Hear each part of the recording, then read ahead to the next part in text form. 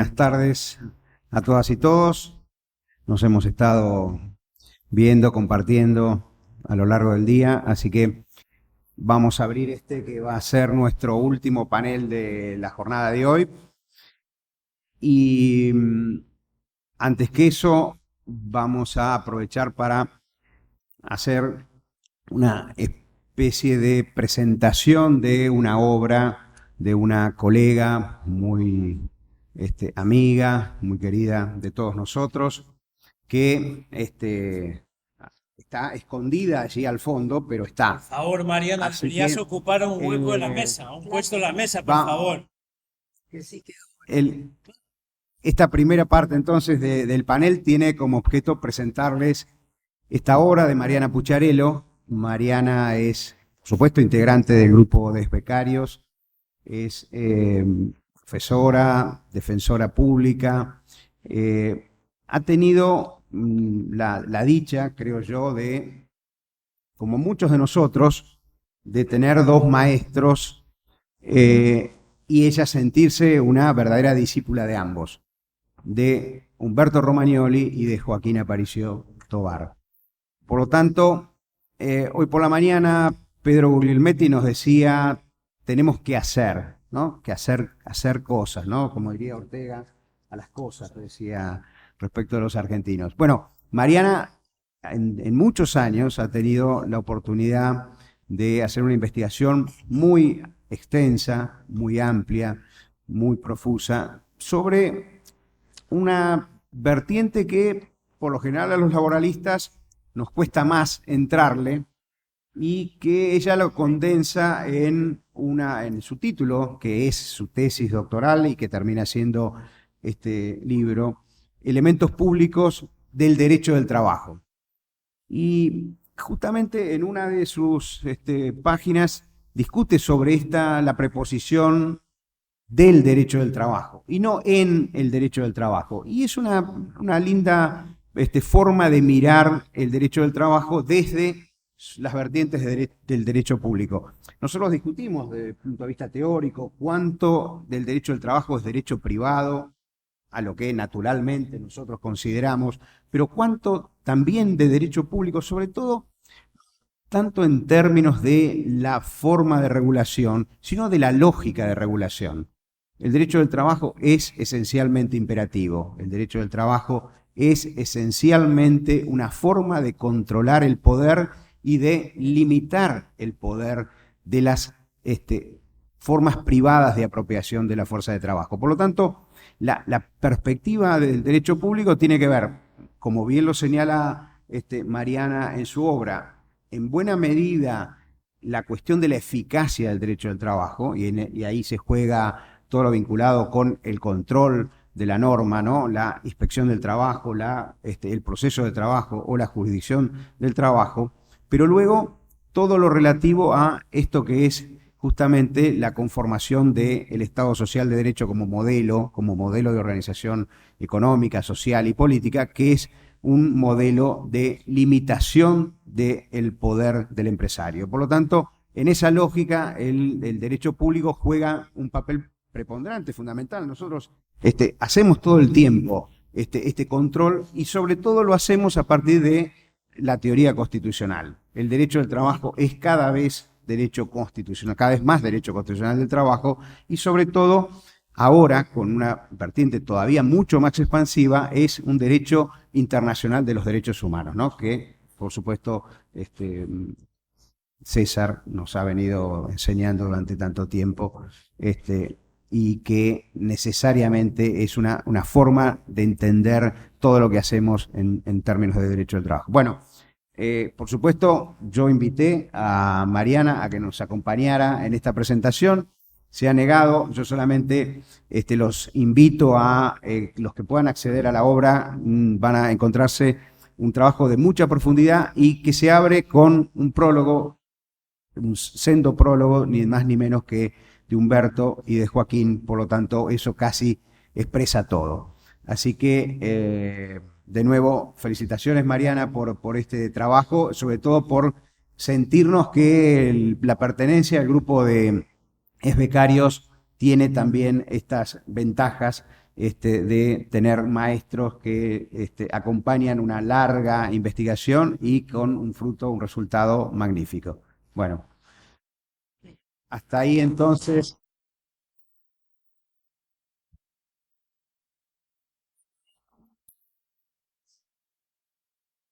Bueno, sin pausa, sin solución de continuidad, ahora vamos a nuestro último panel. En realidad, yo venía pensando que, por lo general, este es un espacio muy plural, el del grupo de becarios, y además es un espacio interdisciplinario. Por lo tanto, esa es una de las mayores riquezas. Sin embargo, este panel nos va a encontrar una vez más con juristas, es decir, con abogados que van a hablar de nuevo de la regulación. Durante el panel anterior se habló de nuevas formas de trabajo y formas de regulación. Bueno, ahora me parece que nos da la posibilidad, también a partir de, una vez más, cada vez que podamos lo vamos a invocar a Pedro en su discurso de esta mañana, a pensar otras formas de organización, no solamente del trabajo, sino también del empleo. Por lo tanto, acá la convocatoria es la encrucijada, ¿no? La encrucijada. Y hay aquí, me parece, una posibilidad de pensar una cierta opción dilemática entre lo que podemos llamar trabajo, formas de trabajo no mercantil, y otras formas de empleo o variadas formas de empleo, en ambos casos con sus distintas regulaciones.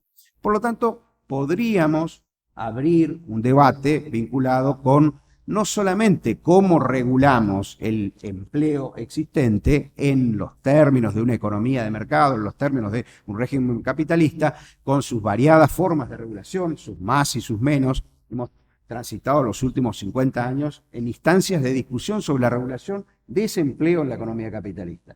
Y sin embargo, y de esto nos van a hablar Federico Martelloni y Paco Trillo seguramente, de la regulación, seguramente Federico con algunas instancias de mayor control de hacia dónde va ese tipo de empleo, pero especialmente me quiero detener ahora al principio en lo que nos va a presentar Marta Felperín, que está pensando esta idea de una suerte de transición hacia otras formas de trabajo. Formas de trabajo ya no signadas por ese principio de la tasa de ganancia o la plusvalía, sino formas de solidaridad. Y en tiempos muy recientes, o no tanto, uno podría decir, cada crisis, generalmente emerge en cada crisis una manifestación de formas de trabajo que no son formas de trabajo dentro del régimen capitalista, sino que son por fuera. Son postmercado o extramercado, es decir, formas de relacionamiento social, y por eso se habla de una economía social, que no tienen que ver con la apropiación del trabajo dentro del régimen de la economía de mercado. Por lo tanto, uno podría decir, bueno, es que estamos en transición hacia esas nuevas formas de trabajo. Quizás no, quizás podemos pensar, y ahora trato de sumar a los otros dos panelistas para que no quede solamente como una presentación que tiene que ver con una forma de discutir la regulación ya no del trabajo como trabajo empleo, sino como trabajo en términos de solidaridad. Y decía, las crisis son una oportunidad siempre, y las crisis visibilizan que esas formas que parecen que no son formas hegemónicas en la prestación de trabajo, emergen con toda su fuerza. Dos ejemplos clarísimos, la pandemia, de la cual se ha hablado tanto, en donde la sanidad pública fue el emergente de la respuesta a una necesidad no mercantil, fue la respuesta, fue una respuesta esencialmente pública. Y nosotros en Argentina tenemos una experiencia, seguramente Marta también puede hacer algún comentario, una experiencia magnífica que fue el 2001. La crisis del 2001, todos sabemos las crisis generan siempre oportunidades, abrió un laboratorio de experimentación fenomenal en donde las fábricas recuperadas, cuando los empresarios abandonaban el lugar de trabajo, la empresa, formas de trueque, es decir, formas de intercambio en un mercado distinto, es decir, un mercado no monetarizado, las asambleas como un espacio de discusión política en donde se decidía también cómo se iban a satisfacer algunas necesidades sociales en esa emergencia. Bueno, me parece que hay un campo enorme, quizás es un desafío demasiado pedir que en el breve tiempo que tengamos un análisis de eso, pero me parece que Marta Felperín, entonces ahora sí la presento, una querida compañera que es abogada laboralista, por cierto, pero además es asesora de asociaciones sindicales y tiene una implicación, como vamos a ver hacia el final con una presentación que nos va a hacer por video, tiene una implicación evidente, muy cercana con la economía social y con estas formas de organización del trabajo por fuera del sistema económico de economía de mercado. Bueno, Marta. Muchísimas gracias, Guillermo. Buenas tardes, la verdad que es un verdadero gusto estar en este reencuentro in situ. Además es un honor y un compromiso estar integrando este panel con tan distinguidos colegas, así que vamos a tratar estas alturas de circunstancias y por supuesto es una gran alegría estar hablando y tener a Pedro enfrente. Pedro, bueno, como dijo Guillermo, traje un videíto. Yo decía un videíto de 3 minutos y medio, pero parece que son 5. Bueno, lo vamos a ver después, no te asustes, Enrique. Eso, Entonces, bueno, voy a sacar un poquito de tiempo porque el videíto me da 13 a 5 y me parece que el videíto expresa en forma muy primaria lo que yo quiero decir. Primero voy a abordar trabajo y empleo, lo voy a hacer en un marco genérico. Luego voy a focalizar en una nueva realidad social que es producto del dinamismo de las relaciones laborales y sociales y que a su vez dieron nacimiento a un nuevo sujeto colectivo que emergió fuertemente, como decía recién Guillermo, a principios de este siglo. Seguramente ustedes ya se habrán dado cuenta, yo estoy hablando de las economías sociales y economías populares, o bien, como se dice, de las economías sociales y solidarias. Sobre todo porque estas economías han venido a interpelar material, política y simbólicamente los límites de la visión tradicional que teníamos del trabajo. Porque por largo tiempo, y acá me hago cargo, los laboralistas hemos tenido una mirada muy escueta, muy cegada. Para nosotros, ¿qué era trabajo? Homologábamos trabajo con empleo. Para nosotros, trabajo era nada más que aquel asalariado en relación de dependencia, dependiente. También, bueno, hay que hacerse cargo porque nosotros nos formamos en un derecho del trabajo muy robusto, un derecho del trabajo que se conforma en la posguerra, en la época del estado de bienestar. Bueno, hay quienes dicen también que este derecho del trabajo sirvió como valladar o como sostén de legitimación política de un sistema. Además, esta era una época en que había una homogeneidad entre el capital y el trabajo, y en donde la organización y la regulación del conflicto era bastante sencilla.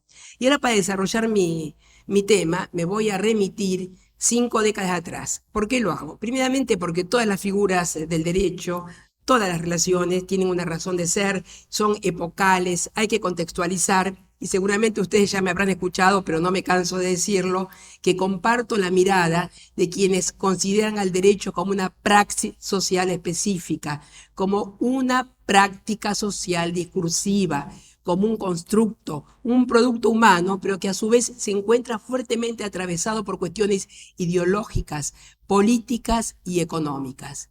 Y entonces vamos a la década del 70, cuando finaliza esa ola expansiva del estado de bienestar, cuando comienzan a aplicarse las políticas neoliberales, cuando comenzamos a hablar del capitalismo financiero, ya estamos hablando de capitalismo ahora de plataformas 4.0, meta, o sea, cada vez vamos más rápido, este capitalismo cada vez muta más rápido, cuando comienzan los grandes despidos Y cuando el pleno empleo, y acá me corrijo porque yo siempre decía, y cuando el pleno empleo se vislumbra como una entelequia. ¿Y por qué me corrijo? Porque la palabra entelequia, ¿qué significa? La inscripción deseable, el horizonte de sentido. Y esto va como pregunta, ¿es el pleno empleo una entelequia? Y acá en este caso, cuando decimos pleno empleo, el pleno empleo era de varones, tenía un sesgo androcéntrico. Nosotras, la dimensión mujer, no entrábamos como categoría analítica en los estudios del mercado de trabajo. No éramos ni un segmento ni una cohorte a tener en cuenta. Gracias al movimiento de mujeres y a los feminismos fuimos tomadas en cuenta. En nuestro país, en aquella época, y de acuerdo a la literatura de la época, porque a decir verdad, recién después de pasar la mitad de la década del 70, comienzan a hacerse las mediciones del desempleo abierto, pero en forma seria. Según la literatura, el desempleo friccional, porque no se hablaba de desempleo estructural, el friccional, que era un desempleo, digamos, cíclico o por corto plazo, rondaba del 1 al 4%. Nosotros nos encontramos con este panorama entonces donde comienzan los despidos y en los países anglosajones y luego en Europa y después por estos lares comienzan a aplicarse unos programas de transferencias monetarias focalizadas e hipercondicionadas. Nosotros en nuestro país se resquebrajaron, se suavizaron un poco las condicionalidades. Acá me gustaría que Paco a lo mejor nos pueda aclarar, porque hace unas 3 semanas estuve por Zoom, por supuesto, en un simposio en La Coruña y comentaba, yo escuchaba que las transferencias de reinserción del empleo, o si no, el IMB, que eran hiper condicionados. O sea, estas transferencias monetarias, ¿qué son? Esos subsidios por desempleo, aquellas personas que habían perdido su empleo para poder reinsertarse, que se activan todas estas políticas de reingreso al empleo, de garantía contra el desempleo, la verdad que te ponían una serie de obstáculos que era imposible sortear. La gente tenía que cumplir con una serie de requisitos, una serie de cursos, y aquella persona que no podía reinsertarse era tratada como holgazán, como rémora social. Es lo que decía Gorz, las sociedades esquizofrénicas, ¿no? Ese desplazamiento de responsabilidad de aquella sociedad o aquel Estado que no podía proveer empleo y a quien desplazaba responsabilidad a los más débiles de la relación.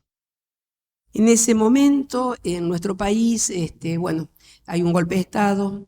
Cuando la genocida dictadura militar llega al gobierno, la clase trabajadora tenía un 50% del Producto Bruto Interno, participaba el 50% del Producto Bruto. Cuando termina la dictadura a finales del 83, 30.4%. Vemos para dónde iba la aplicación de estas políticas. En nuestro país hay 2 leyes que también marcan una inflexión con relación al desempleo. Y aquí recuerdo, las 2 leyes son del año 89 y justo Pedro hoy hablabas del consenso de Washington, 1989, Pedro. Estas 2 leyes, que fueron las leyes 23.696 y 23.697, la primera de ellas se llamó Ley de Reforma del Estado y la segunda Ley de Emergencia Económica. La ley de reforma del Estado, que vulgarmente fue llamada la ley de las privatizaciones, lo que hizo fue cambiar las estructuras estatales. En general, todos los servicios públicos que estaban bajo titularidad del Estado fueron transferidos a privados. Pero la reestructuración del Estado, a decir verdad, se hizo bajo distintos títulos y técnicas. Hubo transferencias de activo a privados, hubo concesiones, hubo fusiones, hubo descentralización y hubo desregulación.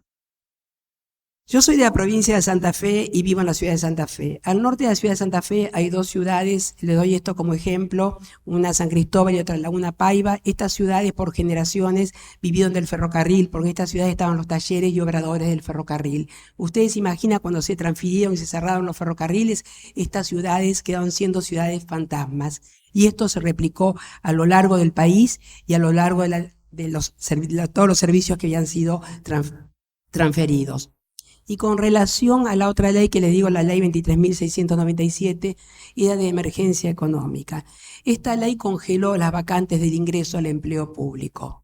Pero claro, yo digo, como somos gente muy creativa, lo que hicimos fue crear figuras muy estrambóticas y en fraude leyen. Empezamos con servicios a terceros, contraprestatarios. Ustedes veían los planteles y las administraciones se exhibían en forma, digamos, muy orgullosa que no habían aumentado sus planteles, pero teníamos administraciones paralelas. El problema es que estas administraciones paralelas sean todos contratados en fraude leyen y el Estado, que debe ser el empleador modelo, era el principal contratador fraudulento. Y es allí cuando comienza el precariado en el empleo público. Y así llegamos al año 2001, que también se refería Guillermo, también se marcó otra inflexión. En el año 2001 comienza lo que se llaman los movimientos piqueteros, y el movimiento de desocupados. Pero si ustedes me permiten, yo voy a volver a la década del 90, y cuando se da todo este fenómeno que hay gran cantidad de desocupados, acá empezamos a hablar ya de la desocupación estructural, los sindicatos tradicionales se repliegan.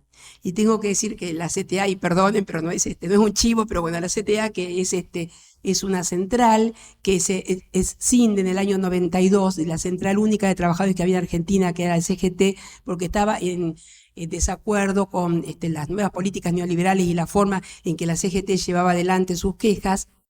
Ve venir este fenómeno y entonces en sus estatutos acepta afiliaciones de desocupados, acepta afiliaciones de asociaciones civiles, acepta cooperativas.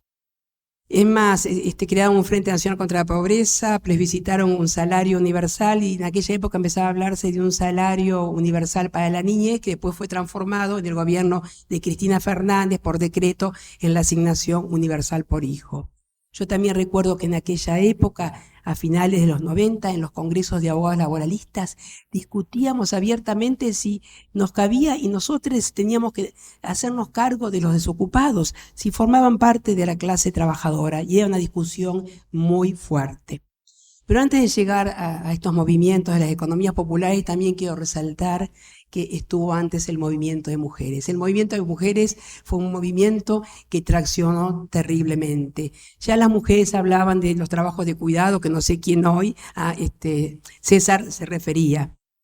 Los trabajos de cuidado, fíjense ustedes, la pandemia, algunos logros tuvo la pandemia. A mí me encanta siempre referirme a Bifo Berardi, que seguramente todos ustedes lo conocen, que es ese filósofo italiano. Bifo dice que la pandemia pudo lo que las mayores prédicas políticas no pudieron, y es poner la desigualdad en el centro de la escena. Yo lo parafraseo a él y digo que puso el trabajo humano en el centro de la escena, pero también puso los trabajos de cuidado, directos e indirectos. Esos trabajos de cuidado que fueron feminizados, desvalorizados, invisibilizados. En Argentina, antes de la pandemia, desde el Ministerio de Economía, la Dirección de Economía, seguramente algunos de ustedes saben, de Economía, Género e Igualdad, se hizo por primera vez una medición cómo impacta el trabajo doméstico intrafamiliar sobre el Producto Bruto Interno. Se justipreciaron 96 millones de horas diarias de trabajo doméstico, 6.5 horas diarias por mujer o entidad feminizada. En ese mismo seminario que escuchaba de España, justipreciaban en 6 horas el trabajo de las mujeres. El impacto sobre el Producto Bruto, 15.9 estimades. 15.9, más que la industria y más que el comercio. Según dicen, durante la pandemia eso fue un 21%. En Argentina hay 800.000 mujeres que hacen trabajo doméstico fuera del hogar, por lo cual un gran reconocimiento al movimiento de mujeres. Luego vino esto de los movimientos de desocupados hasta que se constituyeron las economías sociales y populares. Yo sé que es un movimiento, que son grupos muy heterogéneos, pero hoy día hasta la OIT lo reconoce. Acá la estoy viendo a Mariela Olivari. Mariela estuvo en la conferencia de este año y Mariela me contó que se habló de trabajo decente y las economías sociales y solidarias. Así que si hay un poco de tiempo, después sería interesante que Mariela, te invito a que nos comentes qué es lo que pasó en la OIT. Estos sectores, yo lo voy a leer, lo que implican estos sectores, porque en nuestro país Yo sé, por ejemplo, en Ecuador sí se habla de estas economías sociales, bueno, no hubo ningún compañero ecuatoriano hoy, ¿no? Está creo que hasta incorporado en la Constitución. Pero, por ejemplo, se habla de los microemprendedores, ¿no? Se habla de eso. ¿Quiénes son? ¿Qué son estas economías? Que han impactado y transformado de manera drástica y persistente la configuración social en general y el mundo del trabajo en particular. En tanto concepto, la economía popular surge del propio sector, más concretamente entre aquellas personas organizadas en los barrios populares y como forma de reivindicar un nuevo modo de producción y por ende de la vinculación entre el capital y el trabajo. Ahora ya no existe más esa homogeneidad que hablábamos, la heterogeneidad estructural del trabajo y aún dentro de los movimientos populares también, ¿no? Cuyo objetivo radica en generar ingresos para las familias, ya sea a través de la ayuda para satisfacer demandas de la comunidad o mediante la producción de bienes y servicios en mercados de baja institucionalización y el alcance local.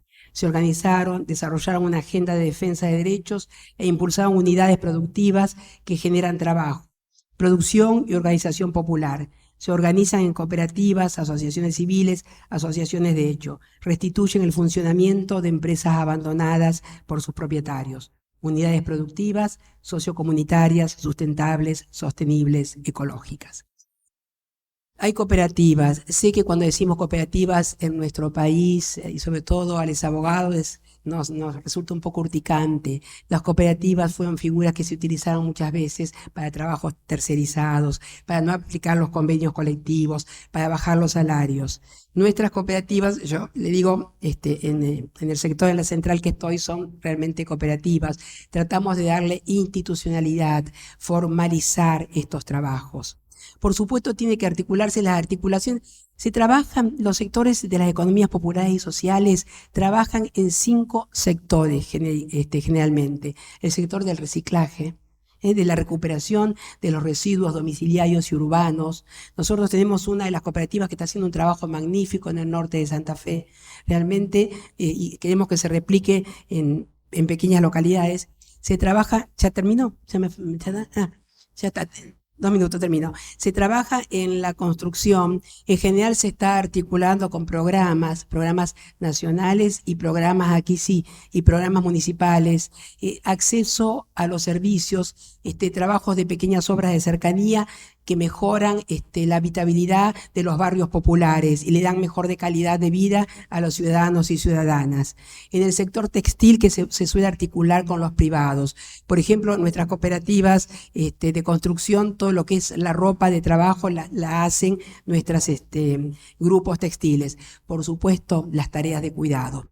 Hace 15 días hemos hecho un convenio con la Universidad de La Matanza para hacer una diplomatura en tareas de cuidado. Cuidados de adultos, cuidados de niñeces y de personas con discapacidad. Darle formación. Es decir, que estos son los 5 sectores, me falta uno, textil, cuidado, construcción, reciclaje. ¿Y cuál me falta? A ver, acá. Bueno, textil, dije. Por supuesto que queremos darle institucionalidad, se articula, hay articulación estatal, hay articulación privada. Y con esto termino, Guillermo. Tendremos que reconceptualizar nuestro derecho.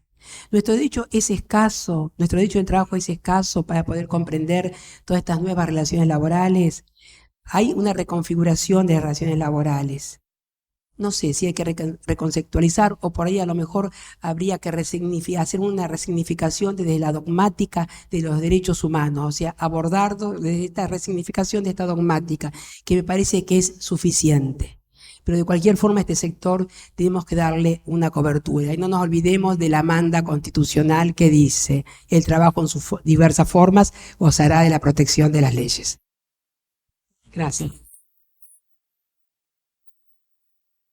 Bueno, ahora voy a hacer una presentación conjunta a los invitados.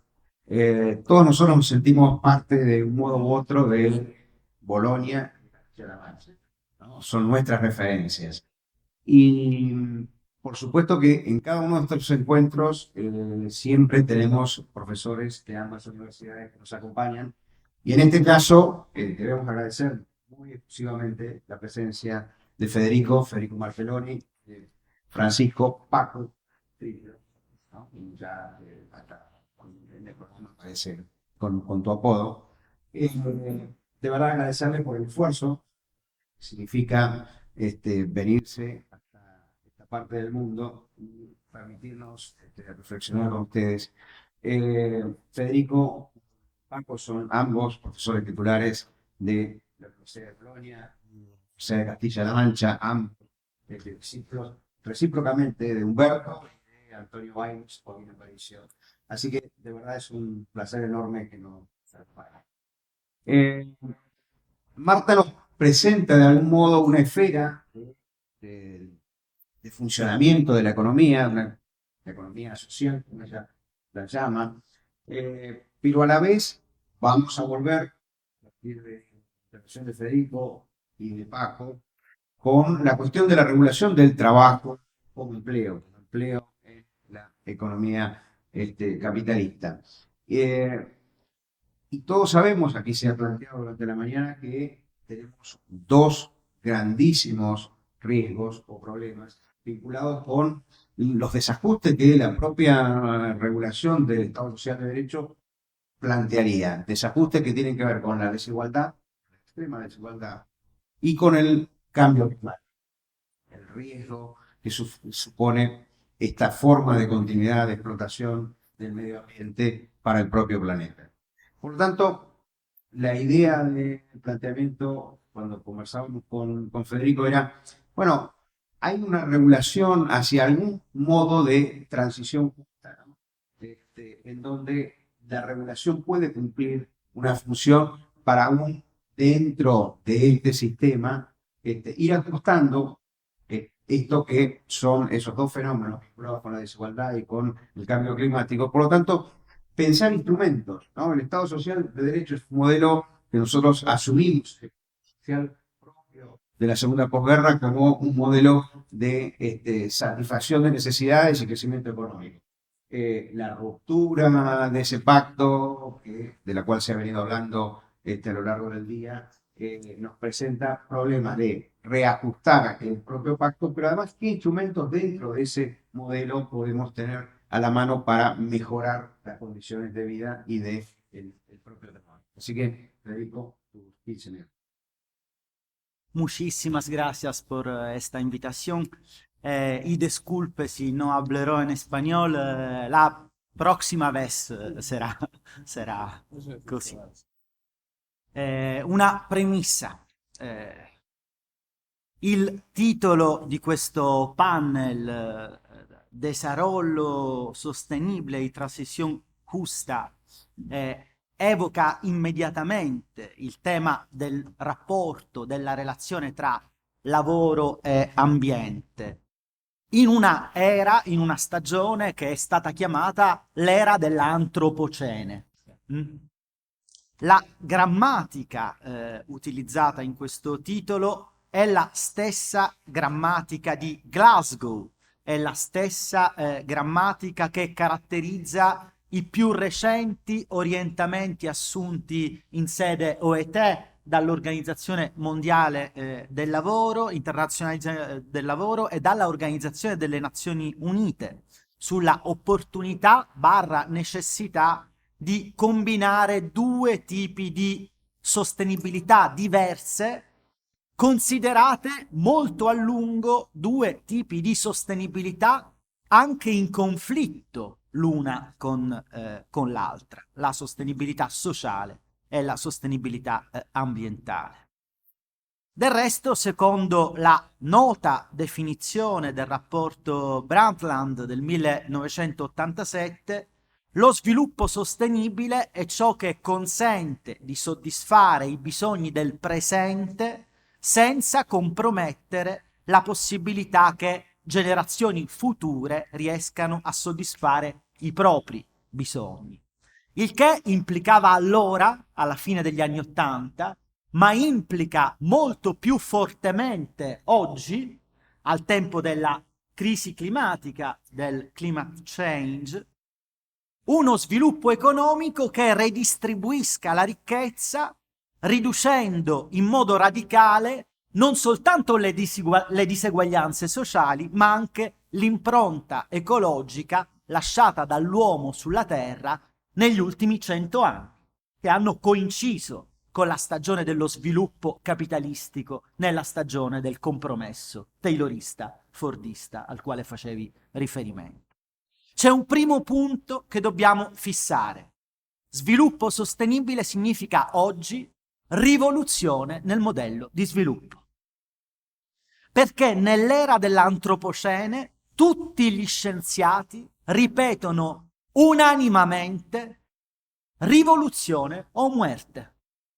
Non in senso metaforico, in senso biologico. Secondo punto, retrospettiva e quadro regolativo sovranazionale. Sul piano internazionale una sensibilità al tema dell'ambiente si affaccia, inizia a partire dai primi anni 70, dalla stagione dello shock petrolifero del 1973, o poco prima.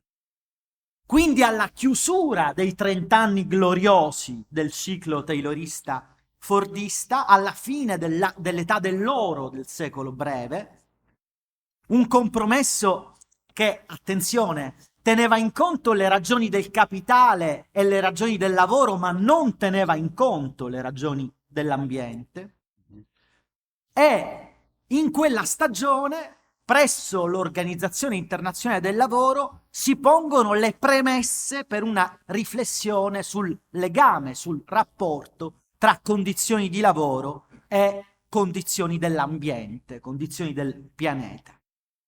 Il processo di consapevolezza della necessità di un desarrollo sostenibile sul piano sociale e sul piano ambientale, cui hanno fatto seguito atti, raccomandazioni, soft law, eccetera, eccetera, eccetera, è proseguito nell'arco di 50 anni.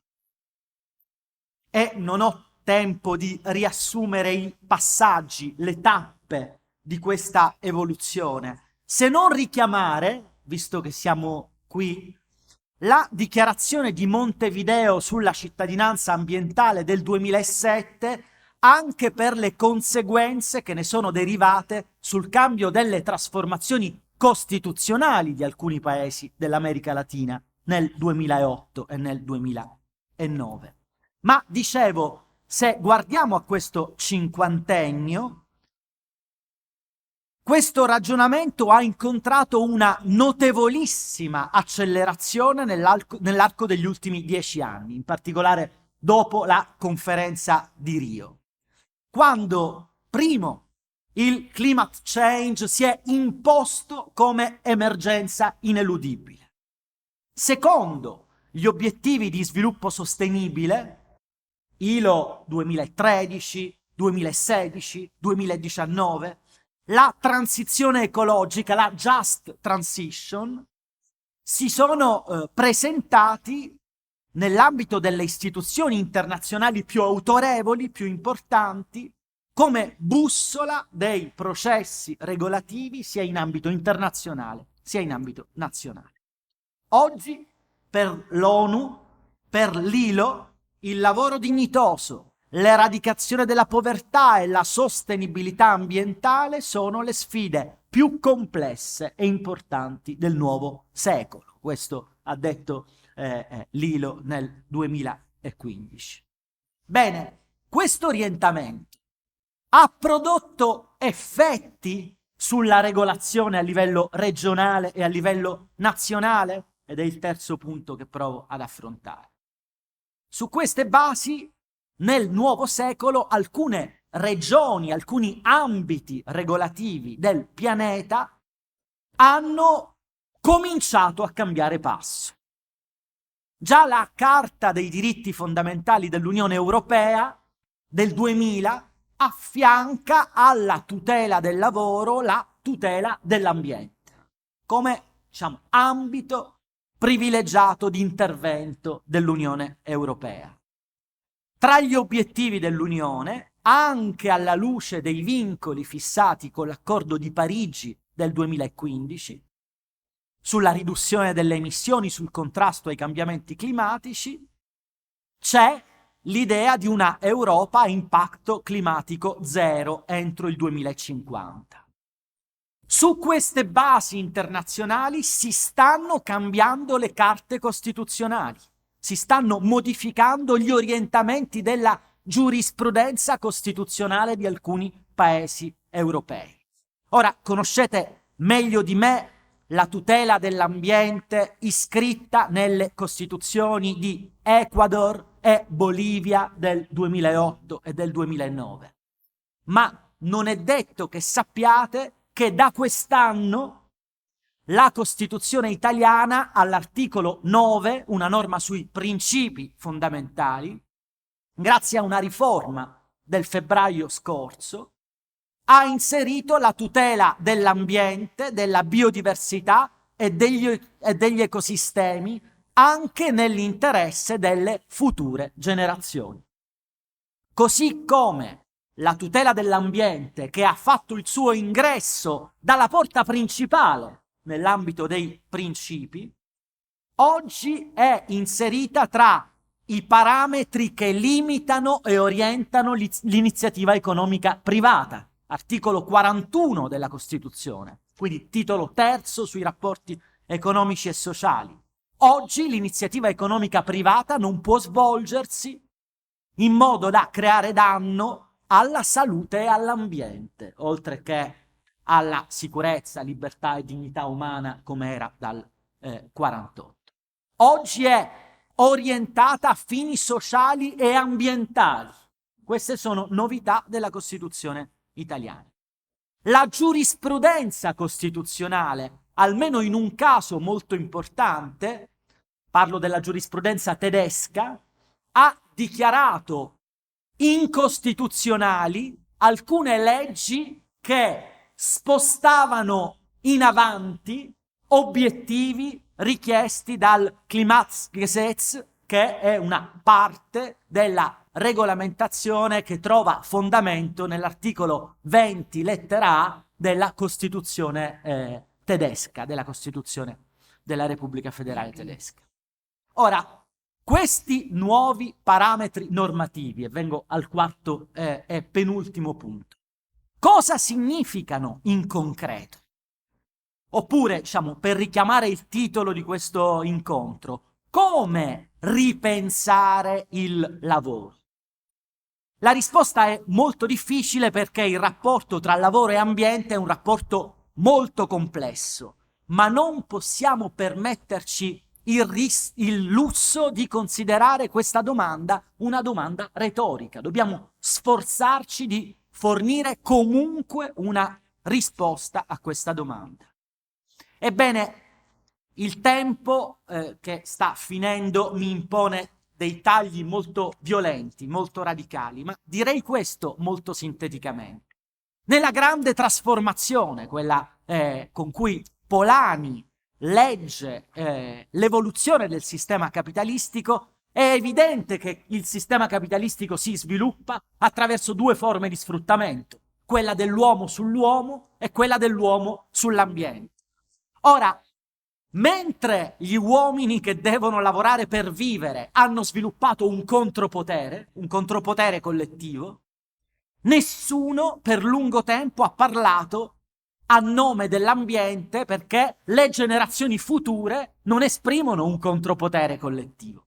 O meglio, quando l'ambiente esprime un contropotere lo fa in termini piuttosto hard, ma senza mediazioni e senza dialettica. Diciamo, gli sconvolgimenti climatici degli ultimi 10 anni raccontano molto di questa risposta non dialettica con cui l'ambiente reagisce alla crisi climatica.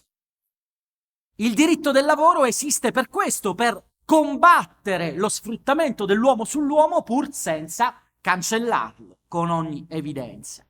E direi questo in estrema sintesi. Come Mariana ha ben spiegato nel libro al quale si faceva riferimento, la storia del diritto del lavoro è una storia di limiti. Limiti ai poteri del datore di lavoro, al potere direttivo, al potere di controllo, al potere disciplinare. limiti alla giornata lavorativa sociale, limiti al potere di licenziare. Insomma, durante il Novecento, al tempo del compromesso taylorista-fordista, è cresciuta la produttività del lavoro e con essa lo sfruttamento delle risorse naturali, introducendo dei limiti allo sfruttamento dell'uomo sull'uomo. Anche se ciò è avvenuto a geometria variabile e in modo differenziato in aree diverse del mondo come l'Europa, il Sud America o l'Oriente, la Cina e l'India.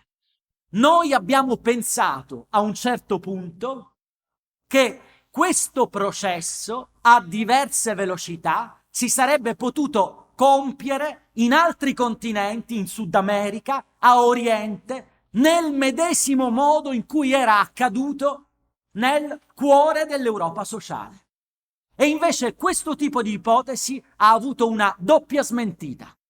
Da un lato era impensabile, in ragione dei limiti che l'ambiente ci ha raccontato, determinare lo stesso tipo di evoluzione a tutti i livelli, lo stesso sviluppo dei quadri giuridici a tutti i livelli, e dall'altra, nei paesi a capitalismo avanzato, nel cuore dell'Europa sociale, il pendolo della storia si è invertito. I limiti al potere del datore di lavoro sono stati ritenuti eccessivi perché il contropotere collettivo e i giudici del lavoro rendevano l'impresa non più sovrana come avrebbe dovuto essere secondo la vulgata neoliberista. È quello che tanti economisti, Blanchard, Tirole, Kauck, Kramarz, e uno di questi ha vinto il premio Nobel alla vigilia della crisi del 2008, è quello che ci hanno spiegato quando hanno detto che il diritto del lavoro, il giudice del lavoro e il sindacato, inteso come contropotere collettivo, erano dei fattori di turbamento del calcolo di anticipazione razionale degli agenti economici. Chiudo molto sinteticamente. Oggi la sovranità del limite, come la chiama Alain Soupiot, un grande giurista europeo, reclama limiti all'iniziativa economica privata come unica possibilità di sopravvivenza del pianeta e del genere umano. Questa condizione, questa consapevolezza ci pone davanti due strade possibili. La prima: il movimento operaio, il sindacato dei lavoratori può continuare a fare il proprio mestiere di sempre, confidando, sperando che altre istituzioni sovranazionali si preoccupino della tutela dell'ambiente. In questa chiave, contropotere collettivo, legislazione del lavoro, continuano a fare quello che hanno sempre fatto, occupandosi del datore di lavoro come semplice creditore della prestazione lavorativa, mentre si affida alla legislazione ambientale, alle istituzioni sovranazionali la preoccupazione per la sostenibilità ambientale, oppure alla responsabilità sociale dell'impresa, la risoluzione del problema. Ora, questa strada non è una strada percorribile, a mio avviso, anche perché l'impresa non è responsabile. Per responsabilizzare l'impresa serve il diritto, esattamente come per rendere civile la società civile ci vuole la politica, direbbe Pedro. La seconda possibilità è che l'attore pubblico si faccia carico di orientare l'attività imprenditoriale e che le organizzazioni rappresentative del lavoro, che i sindacati si facciano carico di esprimere non soltanto l'interesse collettivo dei lavoratori di oggi, ma anche l'interesse collettivo dei lavoratori di domani. È evidente che questa diversa prospettiva impone una nuova strategia d'azione sindacale e una nuova selezione delle rivendicazioni del movimento operaio internazionale. Questa seconda strada impone di limitare e orientare l'azione dell'imprenditore. Che vuol dire selezionare alcune delle battaglie del movimento operaio? Lo dico per titoli e poi, se resta tempo, ci torneremo nel dibattito. Primo, dal punto di vista del sindacato, vuol dire scegliere tornare, diciamo, a discutere di cosa e come produrre. Cioè, serve una combinazione, una contaminazione tra le esperienze extramercantili, le sperimentazioni di cui Marta parlava prima, con l'economia capitalistica di mercato. In secondo luogo, deve tornare a tema la storica battaglia della riduzione della giornata lavorativa sociale. Lavorare meno, produrre meglio, consumare meno e meglio. Questo approccio presuppone due elementi, uno interno e uno esterno alle relazioni di lavoro.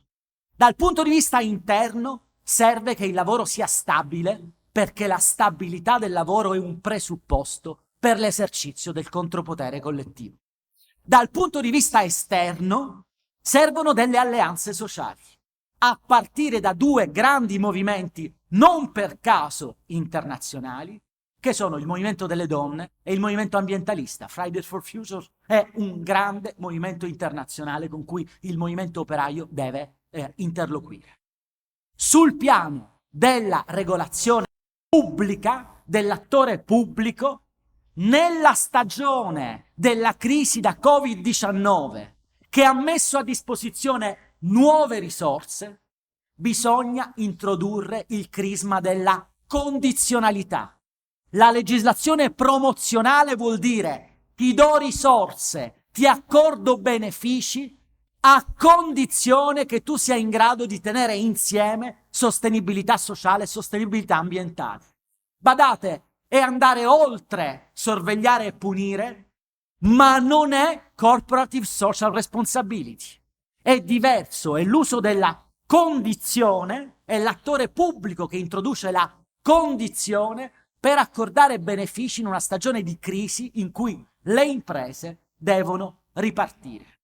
In conclusione, e chiudo, mi sembra che non sia altro che un modo di ricordare che l'organizzazione d'impresa, l'organizzazione del lavoro, il processo produttivo, l'approvvigionamento energetico, l'organizzazione d'impresa non è un dato neutro, non è un dato presupposto. L'organizzazione di impresa è l'esito di un processo organizzativo. Un processo organizzativo che il diritto in generale e il diritto del lavoro in particolare devono avere l'ambizione di guidare, di orientare. Grazie. Gracias, Federico. Creo que da para una segunda vuelta más extensa, sobre todo porque casi hay un plan político en la presentación de Federico, un plan de acción político. Y eso nos sitúa de nuevo en el plano de la política, de lo cual se hablaba también durante la mañana. Por lo tanto, yo no sé exactamente de qué iba a hablar Paco, pero lo voy a instar a que hable de esto seguramente. Una primera discusión tiene que ver con el plano general de la política, ¿no? Y en donde hay una disputa, en donde algunos políticos internacionales nos hablan de la negación del cambio climático, ¿no? Por lo tanto, hay un plano de esa discusión. Pero luego hay una discusión por abajo, que es la que nos plantea Federico, y en esa discusión por abajo está siempre, en el lugar de trabajo, en la empresa, el contrapoder. Nos dice Federico, bueno, tenemos un problema porque el contrapoder hoy está referido a generaciones futuras. Entonces, ¿cómo traemos a ese contrapoder en donde la discusión sobre el futuro está pospuesta? Pero yo, sin ir tan lejos, diría, a partir de una discusión política como la que ha sucedido en España recientemente, una discusión política que llevó a reformas legislativas, ¿cuánto de esas reformas legislativas son un mecanismo para discutir el poder en el plano de la organización de la sociedad y en el plano de la política de ese país, en este caso España? Pero ¿cuánto de esas reformas también permiten dar una discusión en los lugares de trabajo? De nuevo, la discusión sobre la democracia. La democracia no solo en el plano general, sino también en los lugares de trabajo. La democracia industrial, como se llamaba en alguna época. No sé si puede ser Puede desde ser. ahí, pero bueno, ambas cuestiones. La reforma española reciente y la cuestión de la democracia en los lugares de trabajo. Bueno, pues en primer lugar, buenas tardes a todas y a todos y es un verdadero placer, un honor, diría yo, estar aquí hoy con todas ustedes, porque efectivamente es un espacio de debate, de encuentro que genera mucho interés, ¿no? De un encuentro que es un reencuentro y que, como bien señalaba Pedro esta mañana, los reencuentros siempre son transformadores de alguna manera. Hay una parte de lo, ¿no?, de lo clásico que se mantiene y algo que también está cambiando, ¿no? Bueno, en cualquier caso, yo la intervención la voy a intentar plantear en dos partes, una más cortita sobre alguna reflexión general de lo que el título del panel, de la mesa tiene, que es Desarrollo Sostenible, como sabéis, Transición Justa, Empleo y Trabajo.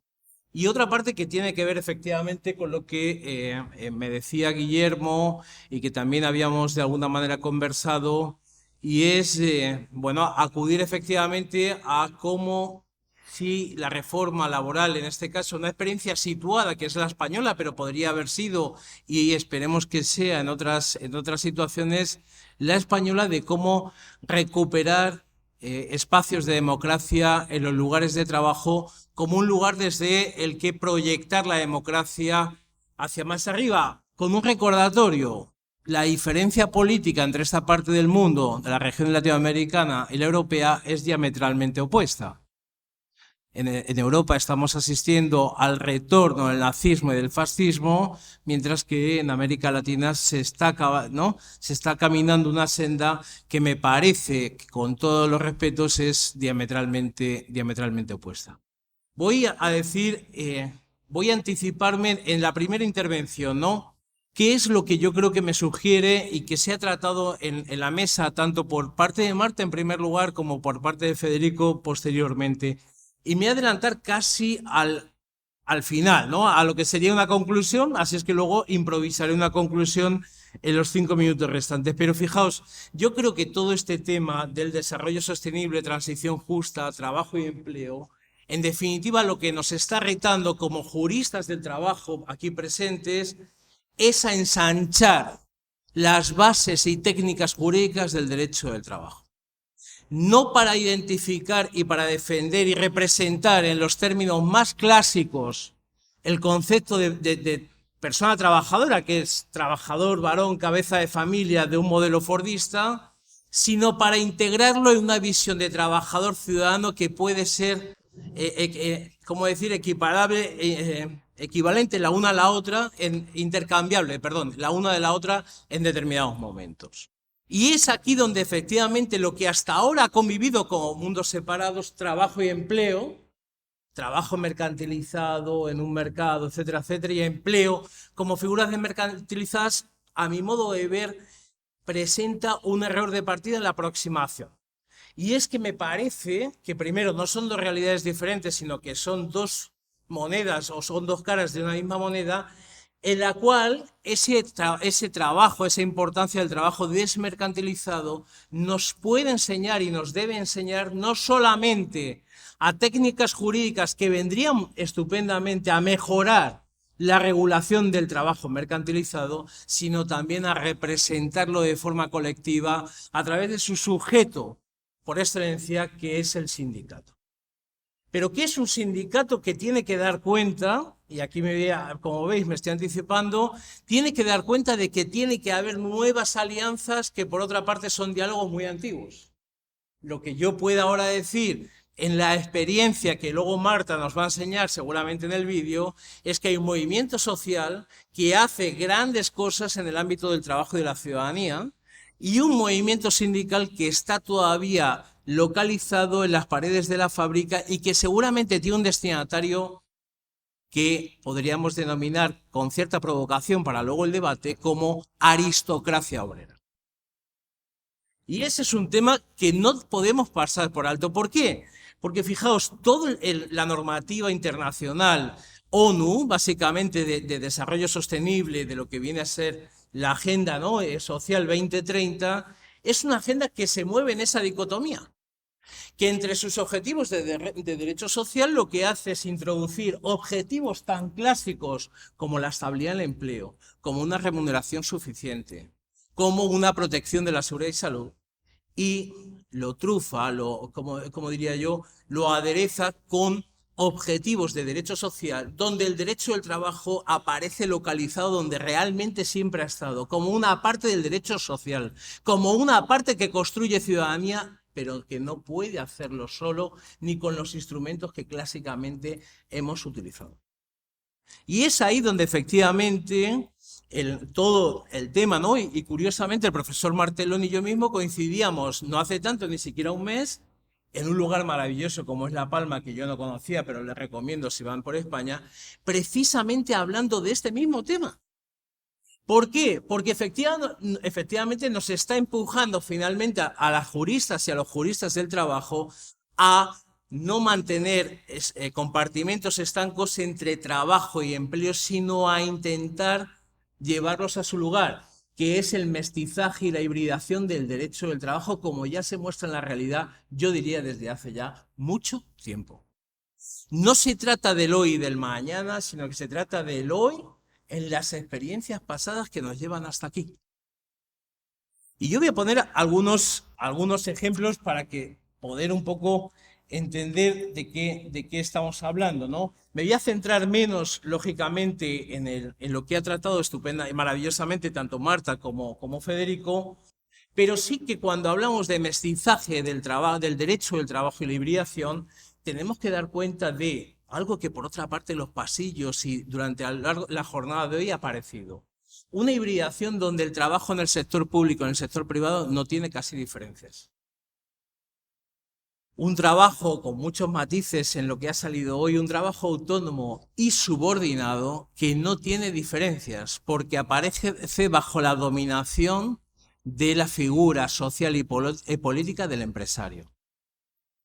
Pese a los matices. Donde las posiciones, como se decía hoy aquí, entre consumidor, las posiciones digamos, de cada una de las partes del proceso productivo capitalista están absolutamente o radicalmente cambiadas y algunas, por cierto, mezcladas, fundamentalmente la del consumidor y trabajador, a propósito de la aparición y la irrupción en escena de las plataformas digitales y de esa nueva figura que es el prosumer, donde ya como consumidores estamos participando de una producción capitalista. Plataformas digitales, pero dediquemos a reflexionar un momento sobre qué implica en el sector bancario el que nosotras y nosotros gestionamos diariamente nuestra cuenta bancaria en términos de empleo del sector bancario, de tiempo social dispuesto, como se indicaba antes por Federico, y que tiene una repercusión en términos, una traducción en términos cuantificables económicos extraordinarios, ¿no? Bueno, como veis, en algún momento esta es una situación que no es una situación que se puede avanzar de mañana. Como creo yo que tampoco se puede avanzar de mañana la relación entre trabajo y medio ambiente. Como con instrumentos, diría yo, de intervención a nivel colectivo que han intentado movilizar desde el derecho a la resistencia a la desobediencia de las órdenes empresariales, desde las nuevas prospecciones que se están haciendo desde el principio precautorio en el derecho del trabajo como medida de intervención en ese ámbito, y por lo tanto que hay un cierto recorrido que tenemos que ser conscientes y ponerlo sobre la mesa. Porque si no somos conscientes y ponemos sobre la mesa ese trabajo acumulado, podremos encontrarnos de nuevo en la siguiente reunión de exbecarios de Bolonia tratando este tema para lanzar proyectos de futuro cuando se trata de lanzar y de concretar proyectos de presente. Bueno, esa es una idea general que me parece muy importante destacar y que, si lo entendéis oportuno, la podemos recuperar en el debate, porque en definitiva ese derecho del trabajo, estando aquí César Arese, es un derecho del trabajo que se mueve en su doble condición de derecho humano y de necesidad de aparecer regulado en los lugares de trabajo. Y esa riqueza de instrumentos jurídicos y de técnicas jurídicas con los que proteger al trabajo, dando cuenta de esa doble alma del trabajo, es fundamental que lo recuperemos y que se incorpore. y que el actor colectivo, el sujeto colectivo, no puede quedarse más al margen. Y voy a poner un solo ejemplo. Entre los juristas, el trabajo forzoso, entre los juristas el trabajo forzoso es algo que no ha sido ni siquiera abordado. Por cierto, no desde los juristas penales, o sea, de los penalistas. Ahí han avanzado y los juristas del trabajo jamás hemos querido entrar porque hemos entendido que ese no es nuestro espacio. Por poner un ejemplo muy claro de cómo instrumentos tan clásicos como la negociación colectiva tienen que decir mucho en ámbitos que normalmente hemos reservado y hemos delegado los derechos humanos, quizá porque nos resulta muy difícil intervenir con ellos. Nos manejamos con códigos, con dinámicas, con instrumentos clásicos que nos cuesta incorporar, a los que nos cuesta incorporar realidades, por cierto, tan antiguas como el trabajo forzoso o el trabajo esclavo. Bueno, y esa es una primera vertiente, ¿no?, de la intervención.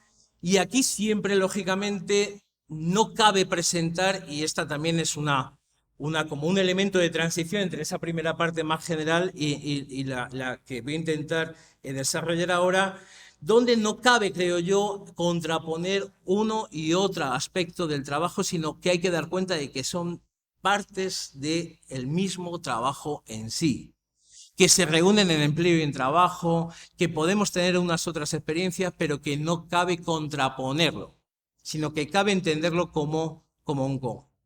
Y en ese conjunto me parece que hay un elemento que es transversal o común, que es la existencia de democracia.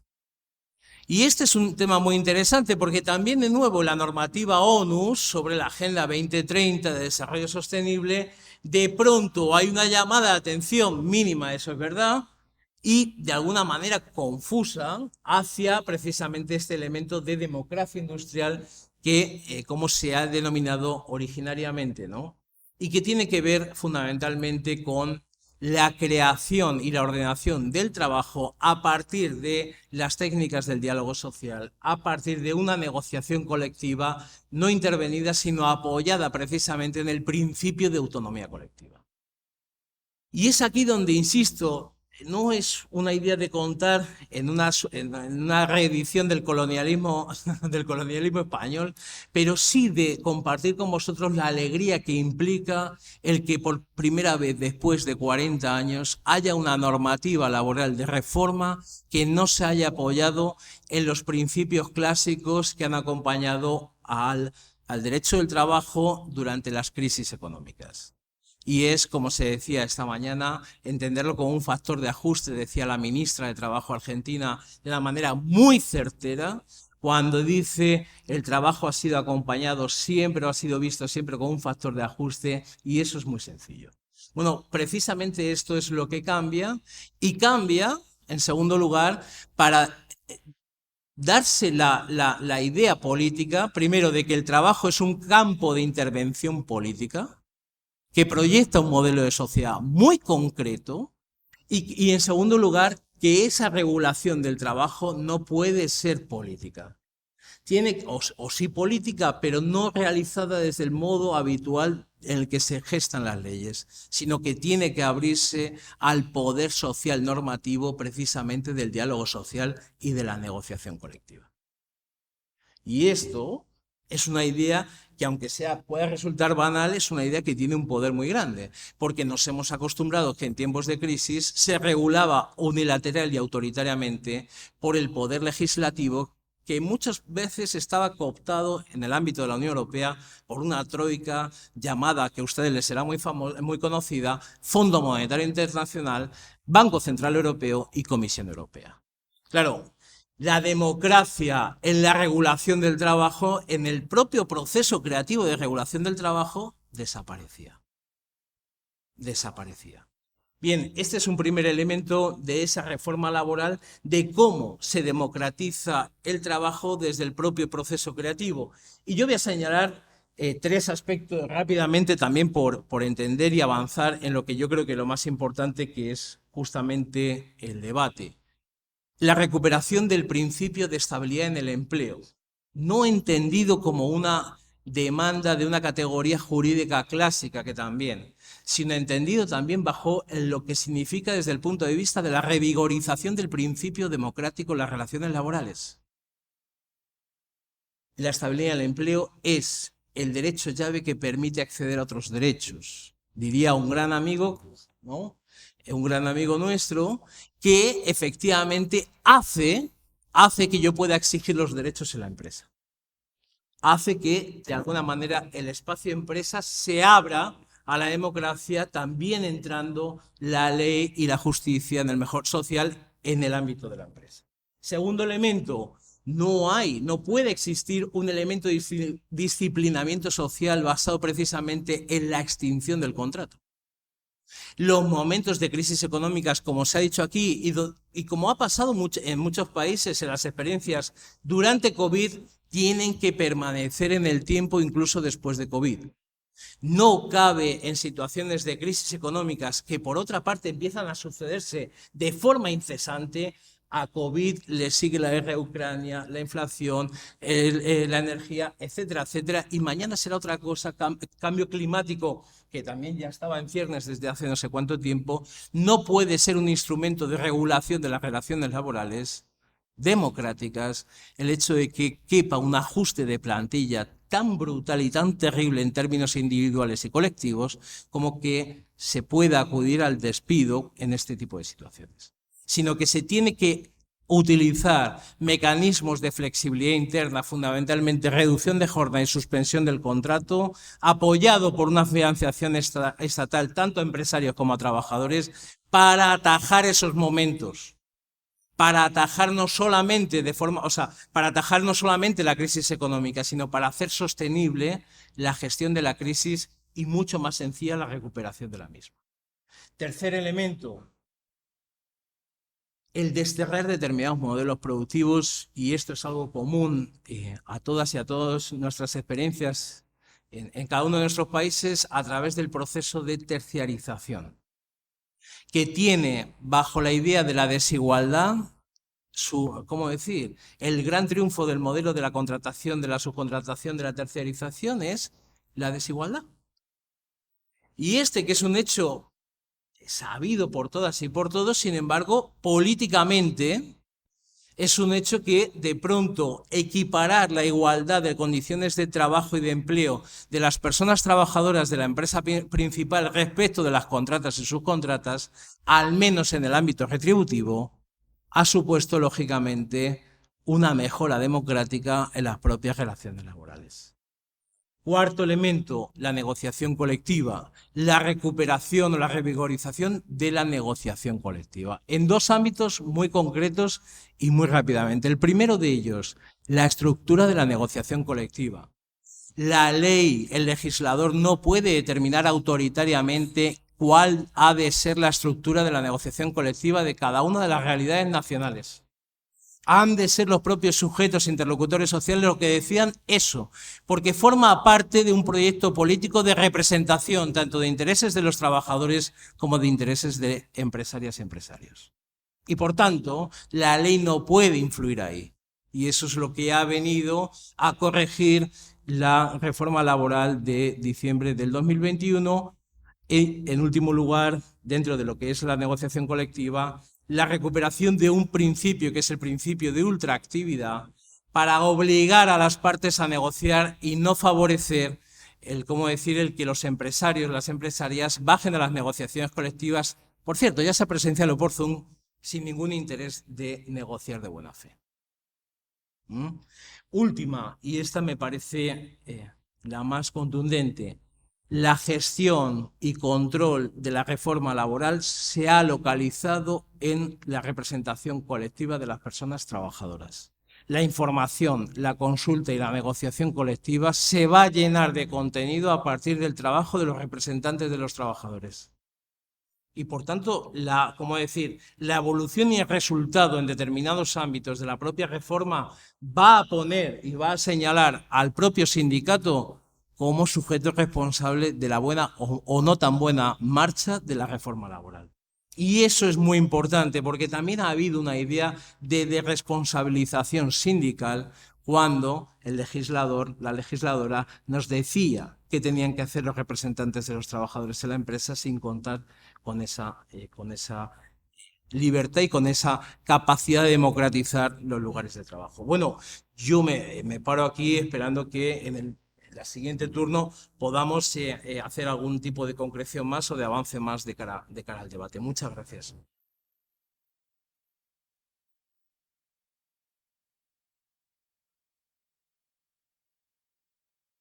Bueno, a esta altura de la tarde nos habíamos propuesto hacer una segunda breve intervención de cada uno de los panelistas, pero me parece que antes de eso sería oportuno dar la oportunidad de participación de todas y todos.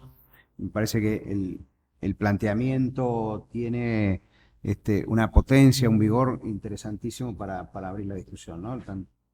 Así que... Quería decir, en los últimos 15 días he leído, o sea, yo he escuchado todas las intervenciones de las propuestas que todas me parecen muy interesantes, pero creo que hay una limitante que hay que superar. Yo soy convencido que en el modelo neoliberal es imposible todo lo que se ha planteado en educación racial. No se va a poder llevar a efecto. Y mira, y esto es una pobre opinión de un ciudadano anciano. Se ve confirmada. Y se los recomiendo que se lo lean, porque son dos posiciones que podríamos decir contradictorias, una política y una eclesial. Les recomiendo leerse el último libro del Papa. El último libro del Papa que se llama Las 10 preguntas que se le hace a Dios. Y leerse el discurso que hizo Petro, el presidente de Colombia, en las Naciones Unidas. Que con un lenguaje totalmente diferente llegan a la conclusión que un pobre ciudadano también llega. Y que también llegó Piketty, que el otro contribuyó con el libro sobre la desigualdad. El Papa decía al inicio, que en la segunda pregunta, que estaba dirigida al problema de la casa común. Y él decía, señor, lo que hay que hacer, hay que eliminar un sistema que desplaza a la mayoría de la población en pobreza y marginalidad. Y él no puso el nombre neoliberal, pero era así. Hay que eliminar este sistema que, digamos, marginaliza a tanta gente del mundo. Y lo dijo. Y Petro habló también, pero con el problema del capitalismo y el neoliberalismo. Yo creo que me parece importante que escuchemos lo que él decía, que lo que dice el Papa, por suerte que salió Petro a hablar, porque hasta el momento la izquierda mundial estaba representada por el Papa, que era el único que se atrevía a decir el capitalismo no es la solución. Y lo ha dicho el Papa. Y le voy a decir otra cosa que es interesante. Siempre a nosotros nos han convencido, que ha sido la habilidad del neoliberalismo, que dice no hay alternativa. Y han convencido a cantidad de gente que no hay alternativa, por lo tanto que tenemos que buscar en el sistema la alternativa. Bueno, el Papa dice no también. Hay alternativa. Y para eso, y que lo que deberíamos hacer nosotros también, por nuestra parte como hombre progresista, el Papa ha creado un comité, creado por economistas, sociólogos, etcétera, jóvenes, para presentar un modelo alternativo. Ese es un trabajo que tendríamos que hacer todos. Es mi convicción. Yo he pasado por todos los regímenes de este mundo. Me tocó el fascismo, me tocó el nazismo, me tocó el anticomunismo, me tocó el antilaico, me tocó todo. La masonería, el socialismo, el marxismo. Pero al final he llegado a la conclusión, si no cambiamos el modelo, es interesante lo que ustedes reflejan, porque eso tiene que estar incorporado en la alternativa. Pero que todos creemos conciencia, que con este modelo no hay salida. Y imagínense, lo dice un tipo de una institución que tiene siglos de existencia. Yo lo decía esto como una reflexión. Puede ser que yo simplifique, pero yo creo que es la realidad. ¿No? Si lo dice el Papa, y lo dice la ciencia, los científicos, hay que leerlo. Dicen que este mundo está condenado si no se hace una acción. Anoche escuchaba en un noticiario que decía, la Unión Europea promete para el año 2050 llegar a cero. Los científicos decían, pues en 2050 a lo mejor ni estamos ya. O sea, claro, va a haber desaparecido porque la contaminación va a ser tan brutal.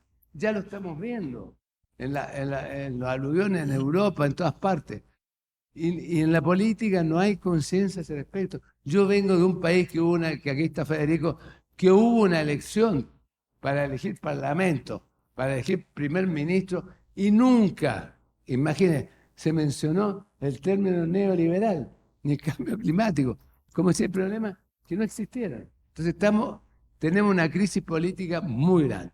Pero yo la única que quería llamar la atención, fijémonos, discutamos el modelo y sepamos denunciar que es un modelo que es injusto y que manteniendo este modelo será muy bonito, pero si pensamos en el futuro, generaciones, como decía mi amigo Federico Bartoloni en materia ambiental, no hay esperanza. Démosle esperanza a la gente. Yo no soy un tipo que soy negativo, no soy escéptico, pero creo que tenemos que decir las cosas dando fuerza y, como decía una vicepresidenta de este país, fuerza y alegría. Y yo digo, le agradezco al argentino que nos haya traído un papa. Yo no soy católico, soy un agnóstico con esperanza, pero me produce una impresión extraordinaria que el ciudadano tenga la valentía de denunciar. Evidentemente lo acusan de comunista, lo acusan de cualquier cosa, pero si el papa está en esa posición, ¿cómo es posible que nosotros los laicos, las fuerzas que se dicen progresistas, no podamos hablar con claridad? Porque yo puedo hablar 20 minutos del empleo, de las condiciones de trabajo, de los contratos, compañeros, pero si no vamos al fondo del asunto, claro, tampoco uno puede decir una generalidad. ¿Cómo llenamos alternativas? Y lo que ustedes discuten es lo que se tiene que llenar de alternativas. O sea, lo que ustedes están haciendo, ya tienen un trabajo hecho de propuesta a presentar, para presentar y diciendo, señores, esta alternativa en el modelo actual no funciona. Eso es lo que quería decir. Dos cositas ahí que decías del Papa. Seguramente Ricardo me corregirá. El último libro de febrero del 2001 es Soñemos Juntos, Pensemos el Futuro. Consta de 3 secciones: tiempo de ver, tiempo de elegir y tiempo de actuar. Tiempo de actuar, la tercera sección. El último título es Trabajo. ¿Y qué propone el Papa? Renta básica universal y disminución de horas de trabajo.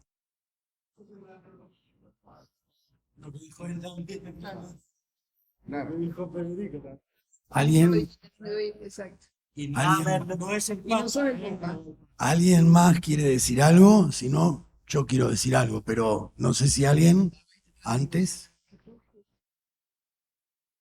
No, yo quiero simplemente sumar a lo que planteaba Pedro, en el sentido de que es cierto, hay como una tensión y cierto grado de resignación.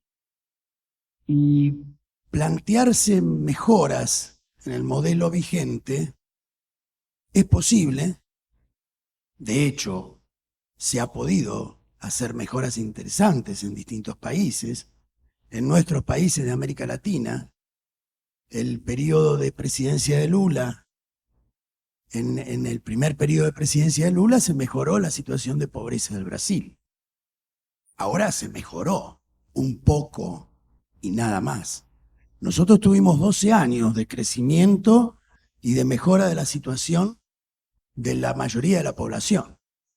Pero terminaron esos 12 años y la Argentina seguía teniendo graves problemas de desigualdad, de pobreza, de deterioro de las condiciones de vida de la sociedad. Entonces, aquí nos enfrentamos a una fuerte contradicción. Lo que dice Pedro me parece que es un llamado a pensar que realmente una solución definitiva a los problemas de la humanidad no están ni por asomo yendo a mejorar alguna de las condiciones de desigualdad que se están planteando a lo largo de la historia de la humanidad. Y como bien decía, que los objetivos de desarrollo sostenible, el pensar, los ODS, en pensar que en el año 2050 vamos a tener pobreza cero, a este ritmo y de la manera en que se está avanzando en la humanidad, me parece sumamente difícil. Y me parece finalmente que estamos como en una situación defensiva permanente. En realidad el avance de la derecha más salvaje y más brutal, lo que nos hace es tratar de defendernos y de tratar de poner algún límite a esa locura. Yo pensaba el otro día mirando en Argentina, hay una cadena de noticias que se llama TN y que a mí me pasaba, por ejemplo, cuando estaba en el Uruguay y uno iba a cualquier lado y todo el mundo mira TN. Y uno va a un restaurante y está TN. Va al consultorio médico, está TN. Va a la peluquería, está TN. Entonces, ¿saben qué pensé? La única manera de solucionar esto es eliminando TN. Porque, digo, lograr la transformación cultural de que la gente no mire TN me parece muy difícil en estas condiciones. Entonces digo, hay que eliminar a TN. Y tal vez suena muy fuerte, pero la verdad es que creo que la invitación que una vez más nos hace Pedro a pensar, a reflexionar, y tal vez hay que ponerle al pesimismo de la realidad el optimismo de la voluntad. Pero de eso se trata, y de eso tenemos que tratar de ver cómo construimos ese optimismo de la voluntad, sumando voluntades, teniendo más claro cuáles son los problemas profundos que viene atravesando la humanidad. Y bueno, en esa lucha contradictoria entre mejorar las condiciones de vida y resolver los problemas de las desigualdades y de la pobreza, seguiremos transitando durante muchos años más, pero sabiendo que hay límites y que si no traspasamos esos límites va a ser muy difícil resolverlos. No sé, ¿quién más? Tengo una pregunta para Paco, un poco uniendo algo que había comentado Marta en su exposición. Vos, Paco, hacías una referencia a la hibridación del derecho del trabajo y a no sostener estos compartimentos estancos entre empleo y trabajo.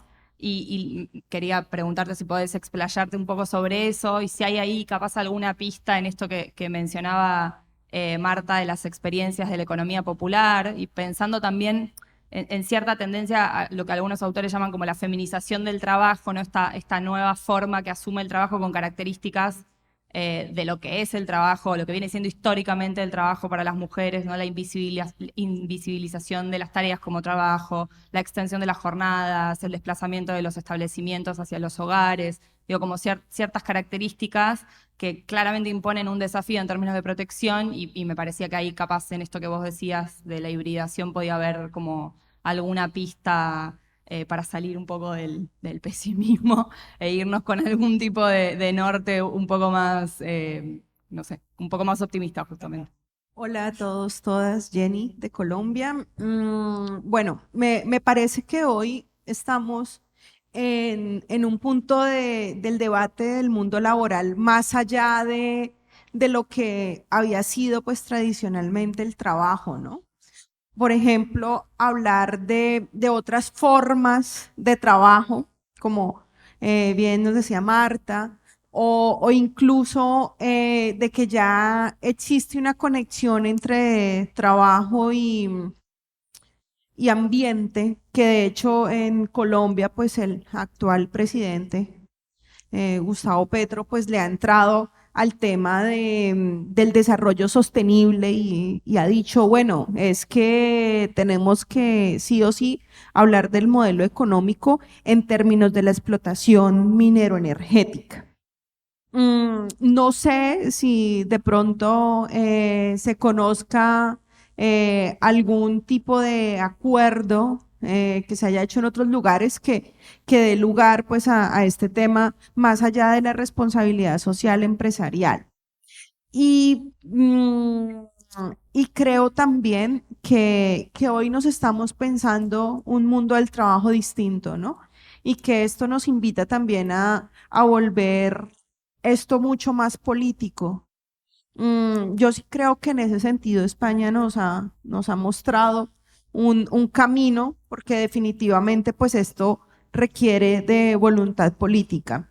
Y entonces la pregunta para los tres es, bueno, repensándonos esto, ¿cuáles deberían ser o qué consejos le darían nos darían a los colombianos que estamos próximos a una reforma laboral que pues efectivamente pues por primera vez está siendo construida de manera tripartita y pues vale la pena reflexionar sobre ello? Lo digo pues a propósito de que por primera vez tenemos la esperanza de tener un gobierno democrático y de izquierda en nuestro país. Gracias. Perdón, una aclaración que quería hacer. Me equivoqué. Los ODS son al 2030, no al 2050. Faltan 8 años nada más. Y la hipocresía de los gobiernos del mundo que se comprometieron en Naciones Unidas a que en el 2030 iba a haber pobreza cero. ¿Quién de todos los líderes de los 170 países del mundo pensaba realmente que se estaba comprometiendo a algo que realmente iba a ocurrir? Me parece que ninguno, pero bueno. No, yo mi reflexión viene un poco atada a Pedro y con cierta línea en lo que planteó Marta en su intervención. Digo, creo que las experiencias de la economía popular vienen a traer algo bastante contrahegemónico a ese discurso clásico del neoliberalismo en la medida en que plantean y revalorizan nuevas formas de comercialización, nuevas formas de consumo, en vínculo y sin tensión con la tierra. Digo, y en ese sentido, Federico hablaba de la cuestión del derecho al trabajo como límite, ¿no? Retomando a Sopiotti, me parece que desde el iuslaboralismo necesitamos repensar qué límites nos puede traer el derecho al trabajo. Digo, por ahí, volviendo a explorar las líneas del trabajo forzoso y la precariedad del trabajo y a qué tensión hemos llegado en el siglo XXI de la forma de trabajo, pero a los efectos de revincularnos con la protección. Y creo que en ese sentido, nada, quería escucharlos un poco más a los tres, en qué línea repensar y reforzar la protección de estas nuevas formas de trabajo que, aunque no sean trabajo en los términos clásicos dependientes, sin ninguna duda son las estrategias que han encontrado los trabajadores para sobrevivir, que en definitiva eso es trabajo, ¿no? A mí me parece maravilloso que hablemos aquí de cambios y transformaciones. Mi pregunta es muy sencilla. Quien tiene que hacer el cambio y las transformaciones son los trabajadores. ¿Qué hacer para construir la conciencia de clase? Bueno, vamos entonces una breve intervención de cada uno de los panelistas a partir de las intervenciones de ustedes. Y por supuesto, la pregunta del colega Mercado la dejamos para mañana. Que tenemos todo el sábado para discutir sobre la construcción de la conciencia. Oggi no, domani forse, ma dopodomani sicuramente. Bueno, Federico, ¿arrancás? Allora, intanto grazie di tutte queste sollecitazioni. Io ho parlato già troppo, quindi dirò 2 cose in 2 minuti che a mio giudizio danno una parzialissima risposta a diverse questioni che sono state sollevate. Parto da qui. Dice Pedro, le contraddizioni del sistema capitalistico hanno superato la soglia di guardia.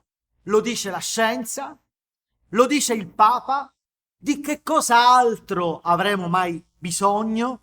Oggi che tutti parlano di sviluppo sostenibile, perché non cambiamo il sistema capitalistico visto che non è compatibile con lo sviluppo sostenibile? Ora io penso questo. La storia ha una sua forza di inerzia, che è la forza dei processi di lunga durata. La politica, come il diritto del lavoro, non ha la stessa forza. Ha bisogno di un soggetto del tempo a cui consegnarsi per trovare forza. Nel Novecento questo soggetto del tempo c'è stato.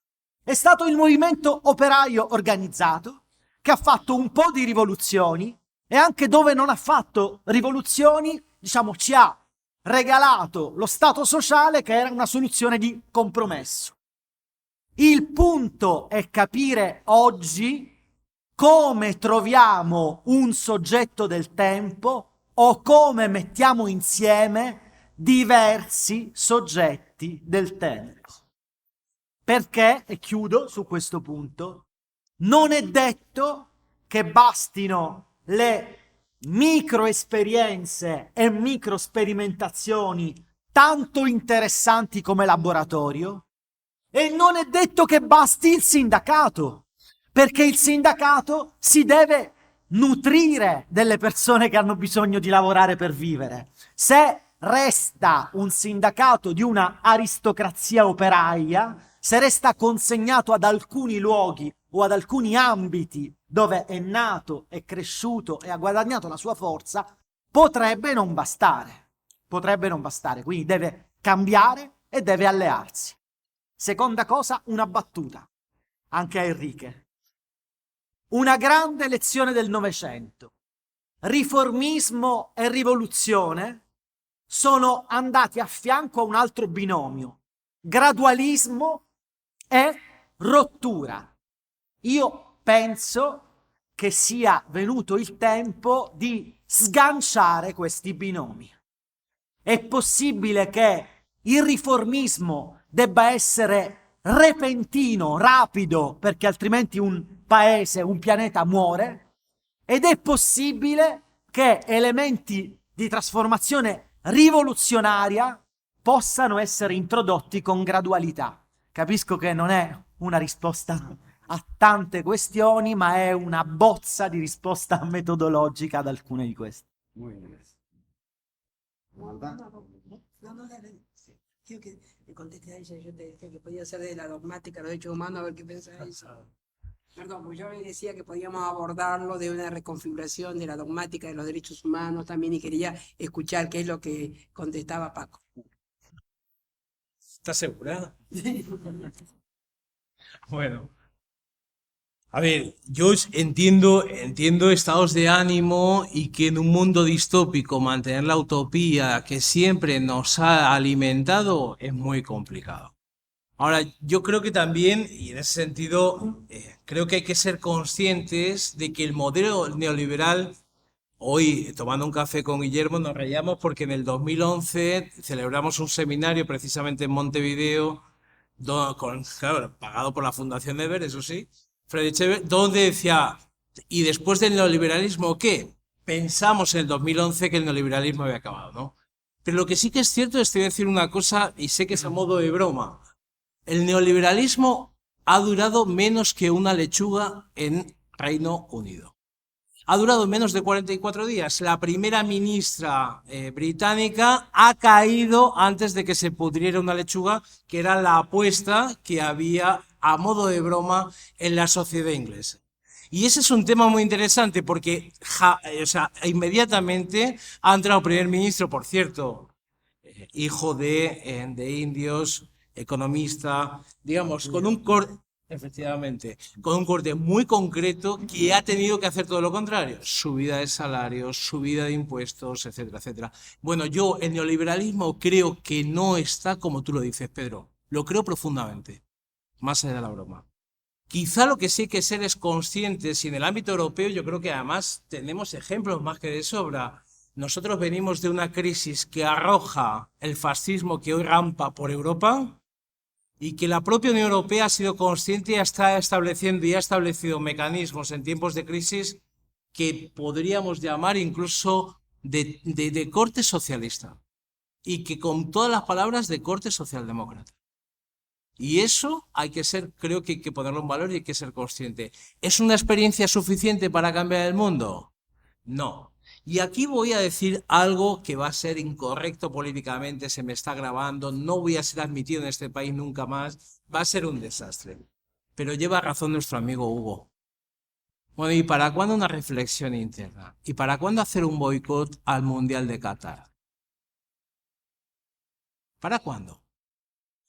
¿Hay motivos o no hay motivos para hacer un boicot utilizando herramientas, por cierto, un boicot promovido por los sindicatos, utilizando herramientas de los consumidores para decir ese modo de explotación laboral y de negación de los derechos civiles, laborales y políticos, no lo queremos? Oiga, y todos, una gran mayoría, va a estar viendo el fútbol cuando juegue la Argentina el próximo martes, según me ha informado mi querida Vicky.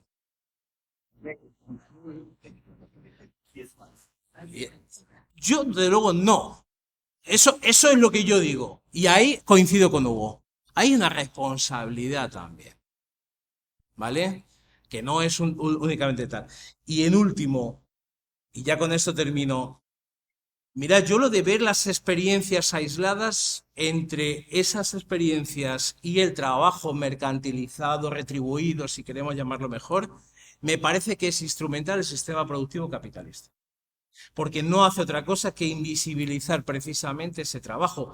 Que yo cuando hablaba del mestizaje, precisamente lo que estaba pensando era en el trabajo de cuidados. Oiga, puede aparecer en el convenio colectivo el trabajo no remunerado, pero que gracias a él hay otra persona, normalmente varón, que va a trabajar por 9 horas a cambio de un salario, si está cuantificado económicamente. Si ya está cuantificado económicamente, la economía feminista en este caso, en este sentido, es un avance, donde precisamente todo eso debe ser puesto en común.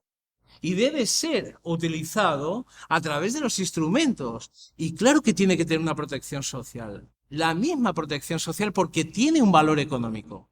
Esto es lo que yo creo, más allá del valor social que podamos conceder al trabajo de cuidados, que depende del lugar y depende de cómo, puede pasar completamente desapercibido, ¿no? Marta. Sí, no. Me acordaba que yo hoy citaba a Bifo Berardi, que digo, Bifo era bastante optimista al principio de la pandemia y después al final de la pandemia él dice que era el momento de mirar a la bestia a los ojos y tomar acciones, dado el momento que estábamos viviendo, ¿no? La tragedia que vivimos. Y cuando él decía que hay que ponerse a la altura de la tragedia que vivimos, y ustedes recuerdan que leíamos a Zizek y demás, y que teníamos realmente una visión, pensábamos que hablamos de qué tipo de sociedades queremos vivir, hablábamos de nuevas institucionalidades, y bueno, y pasó la pandemia, y pasó. Estos movimientos, vamos a ver el video, son muchos, o sea, no son micro, no, son muchos, y los rescato porque realmente tienen una base solidaria y porque aparte de eso les estamos dando cierta institucionalidad, cierta formación. Esta gente está inscrita, tiene forma de cooperativa real. En septiembre de este año, por un decreto del Poder Ejecutivo Nacional, el 651, se extendió la cobertura de la ART, punto aparte, totalmente criticable. La ART es un sistema que tenemos nosotros de riesgo del trabajo que es terrible, pero no importa. Se extendió la cobertura también a las cooperativas. Es decir, que no estamos, no sé cómo decirlo, no estamos propendiendo a la pobreza, ¿entendés? O sea, estamos tratando justamente de hacer lo contrario, de una forma solidaria, y son las herramientas que tenemos. Sé que es muy criticado, sé que es heterogéneo, los grupos heterogéneos, sé que hay manipulación, y sé absolutamente todo eso porque uno no tiene una mirada pueril, pero es lo posible, y es lo que estamos haciendo en forma solidaria. Y cuando viene el videíto, está bien que es un poquito cegado porque, bueno, es de un sector, pero ustedes van a ver que este grupo de gente está formándose, hay cursos de formación, están todos inscritos, se le ha dado institucionalidad y se los ha formalizado. Y es lo que hemos podido hacer. Y bueno, y adelante. Bueno, muchas gracias y nos reencontramos mañana.